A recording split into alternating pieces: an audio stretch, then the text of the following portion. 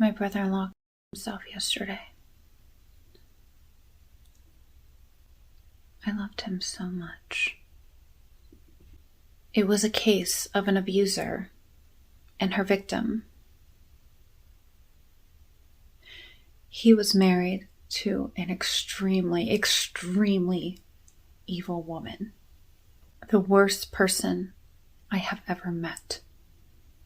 And I've been on the receiving end of violent psychopaths. She controlled him completely. He was so codependent.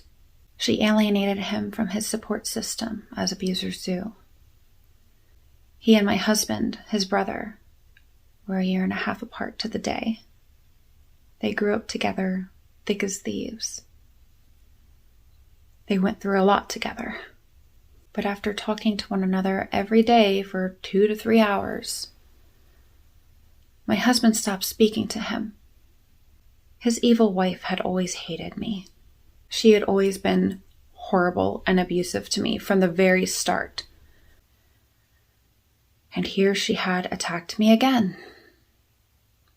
We had had enough. And this time, my husband and I put our feet down and said no more. We refused to be near this evil person. And so she turned her husband against his brother and me. And my husband said, no, we're not going to put up with any more abuse of my wife. So he stepped away. He never spoke with him again. Well, once when we happened to attend a birthday party, pleasantries. We always thought that one day he would get the call that he had escaped, that he had finally broken free of her, that he would tell my husband that he was right, and that he was finally divorcing her after her most recent affair, because she cheated on him nonstop. But no. We get the call at 6 a.m. His dad sobbing, saying, Brent himself. I will never not feel the pain in my chest that memory will forever put there. We found out hours later that he was trying to separate from her. He was trying to escape her, but she wasn't going to have that. If you watch me, I talk about psychology and personality disorders and relationships. You know how I say that abusers with personality disorders will do anything to not let their victims escape and to hold on to them.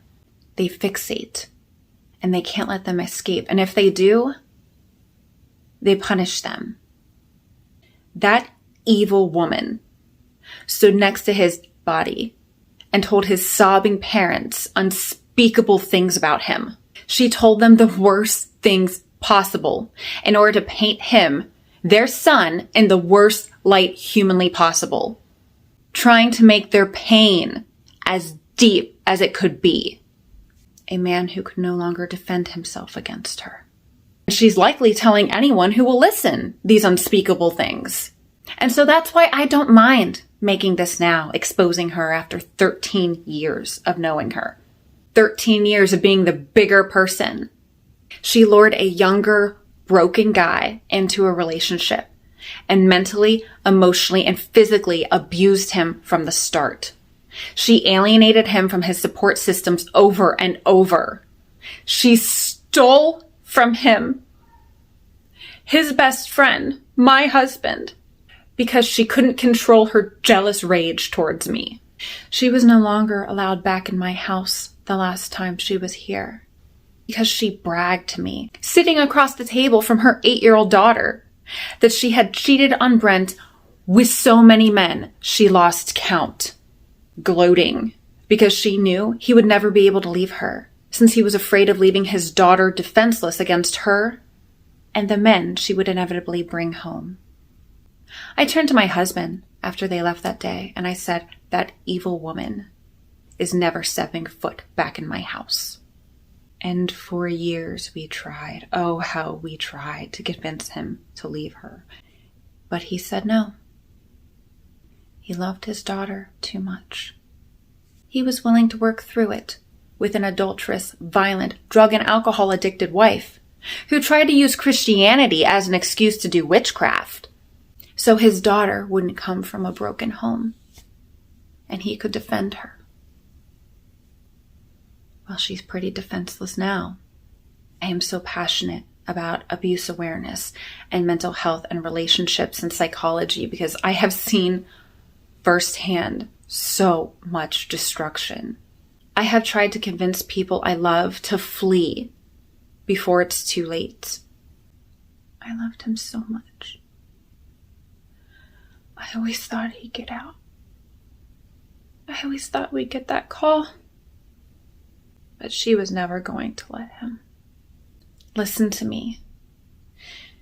If you love your sibling, speak up when your brother or sister should not date or marry someone. If your sibling loves you, listen to them when they tell you not to marry someone. They're the ones that can see most clearly whether or not you're getting in with an abuser. He would still be alive if he had listened to us.